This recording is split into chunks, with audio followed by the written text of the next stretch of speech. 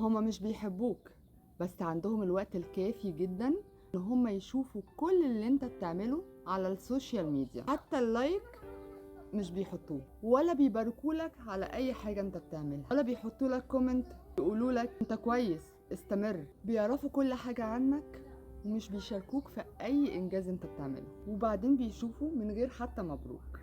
انا شايفة ان كل ده طبيعي. في ناس مش بتتحمل نجاحك، في ناس مش بتتحمل ان هي تشوفك مبسوط.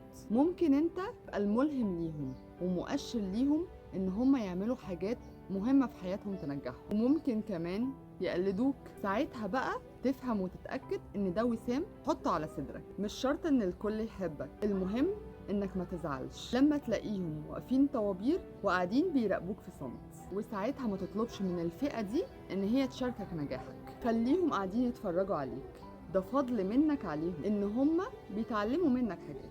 ولو شاكك ان هم مش بيتعلموا، ليه قاعدين سنين في الاكونتات بتاعتك بيراقبوا في صمت؟ اوعى تزعل، الفئة دي بتديك دفعة للأمام.